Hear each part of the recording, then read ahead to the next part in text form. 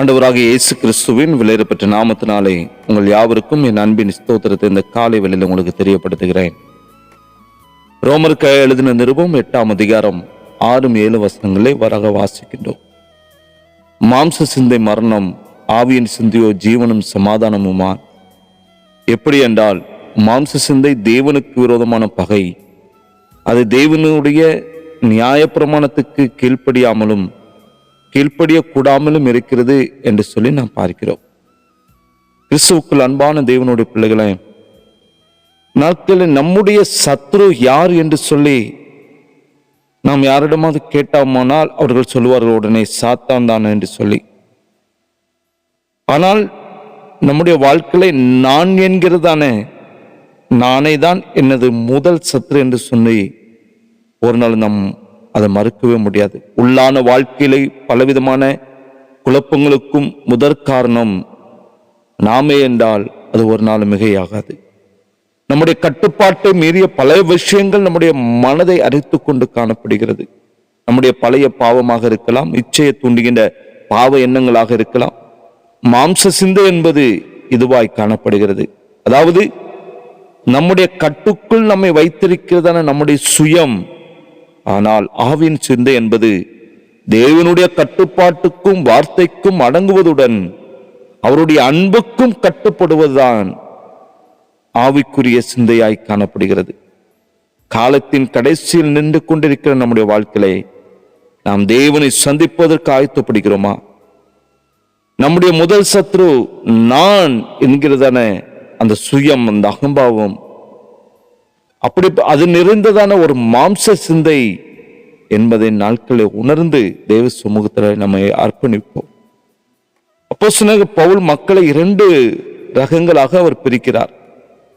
ஒன்று தங்களுடைய பாவ சுபாவத்தால் ஆளப்படுகிறவர்கள், மற்றவர்கள் பரிசுத்த ஆவியானுடைய ஆளுகையில் வாழ்ந்து கொண்டிருக்கிறவர்கள். நம்முடைய முந்தைய வாழ்வை சற்று திரும்பி பார்ப்போமானால், அக்கிரமங்களினாலும் பாவங்களினாலும் மறுத்தவர்களாயிருந்த நம்மை இந்த அப்போஸ்தலனாகிய பவுல் நம்முடைய முந்தைய நிலைமையை அவர் உணர்த்துகிறார். ஆண்டவராக இயேசு கிறிஸ்து சிலுவையில் நமக்கு ஒரு நல்ல வழியை அவர் திறந்திருக்காவிட்டால் நாம் இன்னும் பவுல் குறிப்பிடுகின்ற அந்த முதலாவது ரகத்தை சேர்ந்தவர்களாக தான் காணப்பட்டிருக்கிறோம். நம் ஆண்டவருக்கு ஒரு தடவை நம்முடைய வாழ்க்கையை நாம் இடம் கொடுப்போமானால், அவரை நாம் ஏற்றுக்கொள்வோமானால், பாவத்தை விட்டு ஓட வேண்டும் என்கிறதான வாஞ்சி நமக்குள் வந்தாலே போதும். அது ஒரு மனம் திரும்புதலுடைய அடையாளமாக காணப்படுகிறது. கிருபையாக நாம் தேவனுடைய ஆளுகைக்குள் கடந்து வருகிறோம். பிற்பாடு சோதனைகளும் சவால்களும் நம்முடைய வாழ்க்கையை தாக்கினாலும் திரும்பவும் மாம்ச இச்சைக்கு இடமளிக்கும்படி நம்முடைய ஆத்துமா பின்வாங்கி ஒரு நாள் போகவே போகாது. அப்படி பின்வாங்கி போனால் அவர்களை மறுபடியும் புதுப்பிக்கிறது கூடாத காரியம் என்று சொல்லி பரிசுத்த வேதாகமம் நமக்கு எச்சரிக்கிறது. தேவனுடைய பிள்ளைகளை, தினமும் நாம் தேவனுடைய பிரசன்னத்தை வாழ்வதை நாம் ஒவ்வொரு நாளும் தெரிந்து கொள்ள வேண்டும். தேவனுடைய வழியை தெரிந்து கொண்டு அதிலே நடக்க நம்மை ஒப்பு கொடுக்க வேண்டும்.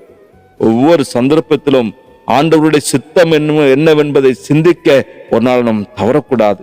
சரியான பாதையை பரிசுத்த ஆவியானவர் சுட்டி காட்டுகிறதான பொழுது எந்த விதமான கலகம் செய்யாதவர்களாக, எந்த விதமான தேவையில்லாத வார்த்தைகளை நாம் பேசாதவர்களாக, அதையே அவருடைய வார்த்தையை பின்பற்றுவதற்கு நாம் ஒப்பு கொடுக்க வேண்டும்.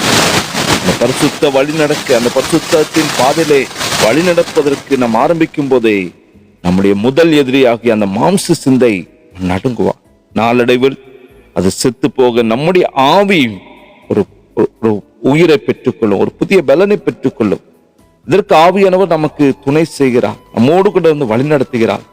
மாம்ச சிந்தையா, ஆவியின் சிந்தையா, உலகமா அல்லது சிலுவையா?